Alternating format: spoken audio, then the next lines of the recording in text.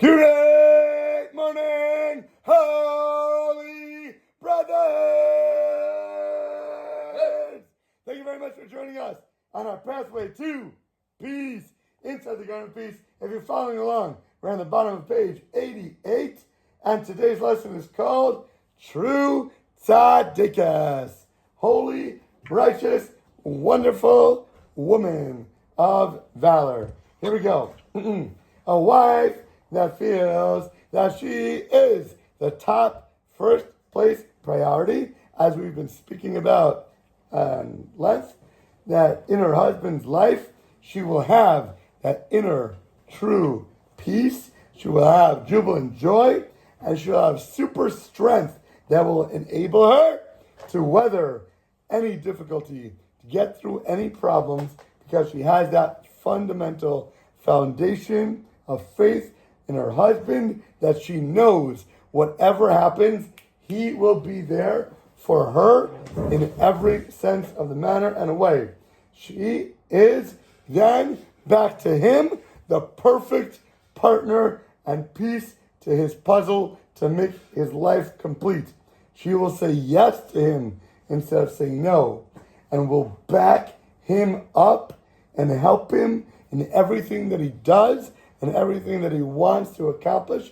Because of what he does for her, she will want to do so much more back for him, and that is the energy, the reality that he is creating in his life. In addition, top of 89, to her conscious assistance, her happiness will invoke an abundance of divine, bountiful blessings, both materially and spiritually from above. That is why our sages warned us to be extremely, crucially careful about honoring our wives, because the blessing in your home, you man, is by virtue only of the wife. And it says straight out the Gemara, you want to make sure you have your money, you better make sure that your wife and your house are set in order for that blessing to come through the pipeline. Yes. Otherwise, you are clogging up your pipes, and everything is not getting through. No matter how much money Hashem is putting in it, it is not coming down the shefa into your life, because you are pounding it, you are kinking your pipes, and it is not getting through to you. A woman's merits, a woman's deeds, and a woman's influence are not always so recognizable, not always so visible. She acts behind the curtains, behind the scenes. A husband is visible to the public and is praised for his good deeds. People don't always notice the actions of the wonderful wife who is running everything behind the show. She might be at home, she might be taking care of everything, and he might be going out daily, and people don't see her or know what's going on. The daughter of the king, whose honor is veiled from the public eye, as it says in Tehillim, number 45. On the outside, externally, it appears that all the success and all the income, who's the one bringing it in? The husband. Look, it's the man, it's the husband. He's doing all the hard work. He's running out at 4 o'clock in the morning. He's the one dealing with all these crazy people. He's the one closing all these deals. And everything they think is, they have money, because look at his job, look at his prestige, look at his honor, look at the type of work that he does, look at all the business deals that he's getting. But in actuality, in real reality, the abundance, all that money secretly descends from above, from God. First of all, if you don't realize it's God doing everything for you, you got a whole other thing coming. But even if you do realize it's Hashem, understand that what he's going to give you is by virtue of your wife, of the woman in your life. You have something to say? I heard you honking or something. He's driving in the car, listening live on the phone. The more a husband honors her, the more he will benefit from the enhanced material and spiritual gains and all the wealth in the world. Stop and think for a minute. Do you want to be cutting off your pipeline? Do you want to be throwing all the money that you get in the trash, or letting it come down into your hands and it literally falls through your fingertips? You're going to lose everything. Or do you want super glue on your hands that everything that touches you, you get to stick and keep forever. Mine and yours is hers. What's mine is hers, and what's hers is hers. The old adage says that behind every successful man is a great woman. A super successful woman. Rabbi Akiva returned to his hometown with tens of thousands of pupils that were accompanying him. And he said, mine and yours are hers. He attributed all of his lofty achievements that he attained in his life only to his wife and hers alone. Let's take a deeper look at what Rabbi Akiva said. Are his successes in Torah and all of his thousands of students and understudies really his wife's doing? He was the one who did it. How could you say it's to her credit? What does that mean? She's the one who agreed in the first place that he should go and spend all these years away from her, learning in Torah. But he's the one who devoted himself, dude. He's the one who spent all day and night learning. How could you say if he didn't give it all his effort that it still would have been to her credit? Don't we give him the credit for literally doing it, for making the effort, for putting in the hours and putting in the time and putting in every single bit of his energy? So, Rabbi Akiva was no fibber, heaven forbid. He was not a liar. He was not somebody who made stuff up just to make some good sayings and to sound good to somebody else. If he said it, you better believe 10 million% Rabbi Akiva meant what he said. He knew in his deep down heart of his hearts that his success was only thanks to the illumination from his wife's soul. He knew that if he did not have that from her, no matter how much he studied, no matter how much time and toil he put in, he never would have been ever successful to any degree.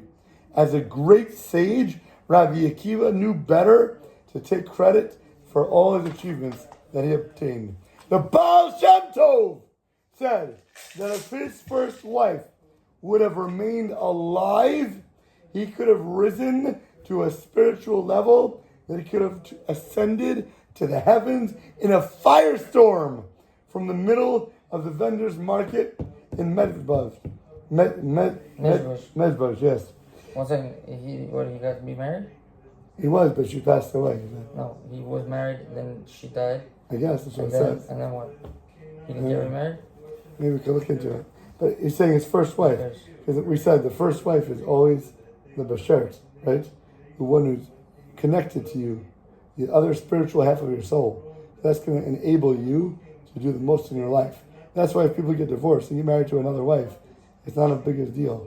It's not as important for second and third marriages because they're not helping them to the greatest extent that they could have their tikkun in life. Somewhere in the world is their wife who they divorced walking around, and she's going to be the mirror for him to help him be the best that he could be. And the second wife is not a mirror? Not like it's not the other part of his soul. It's walking around somewhere else. That's why the Mizbeach cries literal tears when a person gets divorced for the first time, but not second, third, fourth. Makes no difference. The second marriage, you're saying? The Mizbeach, Yeah, but a guy gets the married. altar. When a man and guy woman, gets married listen, when he's 40 years when old. a man and a woman get divorced for the first time, there are literal tears that come down the sides of the stones that are coming out of it. But why doesn't it cry for a second one, a third one, a fourth one? Maybe it does, I don't know. It doesn't. The Gemara says first wife only. Because that first wife is his bashert. First zivug or first wife? First woman that he marries Ever. under the chuppah. Could be a zivug He sheni. goes though. home. That could be your zivug Again, sheni. the only one that it cries for is the first marriage. Anything else later can be nice, can be helpful, but there's nothing like a first wife. So, if he would have had her alive, he said, he could have ascended alive to the heavens in a fiery flame. He was alluding to his level could have been even higher than Eliyahu the prophet, who went up in a firestorm in the middle of the desert, far from the public eye. Had his first wife lived, the Baal Shem Tov could have ascended, not in the desert like Eliyahu did, but even greater in view of everyone else in the market would have seen this giant miracle in front of their eyes. It sounds a little strange. What was the Baal Shem Tov lacking? Did his first wife death hamper a spiritual ascent? We learned that when a man lives in peace with his wife, her soul merges and becomes unified back with him instead of being separated from him. Like Hashem ripped it apart, put half the soul in a man's body, half the soul in a woman's body, and it's their job to come back together as one. Therefore, he gains all the benefits of the spiritual wonders that she attributes. She's like a spiritual afterburn that gives thrust to his rockets that are burning super fast. She makes him whole. She literally completes him. But without marital bliss, he is like a dual-engine aircraft with a faulty engine. Or such a plane cannot possibly fly at optimum speed and optimum range. What's even worse is its endangerment of being blown up and cracking up and being destroyed.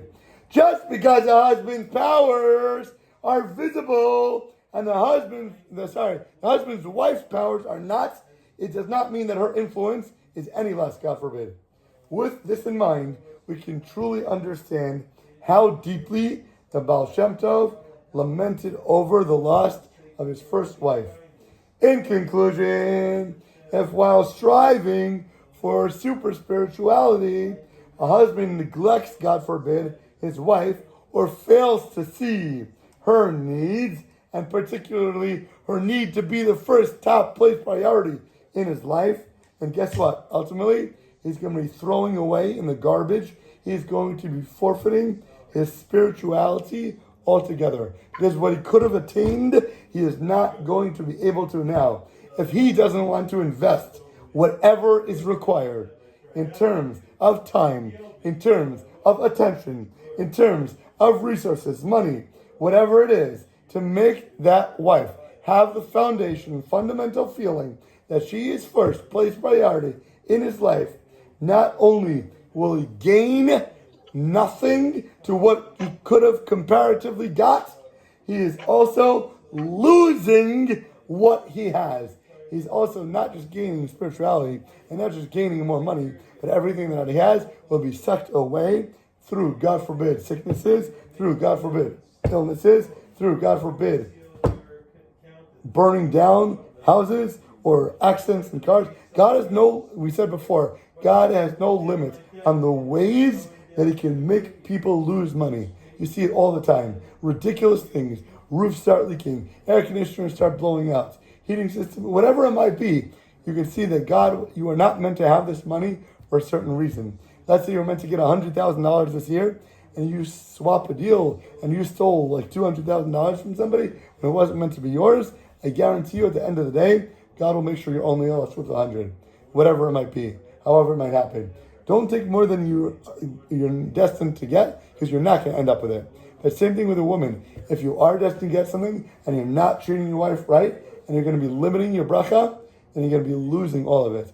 On the other hand, if you give your wife everything, you're going to gain so much more by giving than you would have by taking.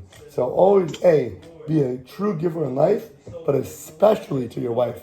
And even if it's just time, listening to what she has to say. Even if the reason why you're doing it is selfish. Even if you're doing it because you want more things, and in that process, you're going to be helping her. It's demented. So lo lishma, bo lishma. At least you're doing the right actions at the time. And hopefully that'll come to more good and pure, holy intentions later down the line.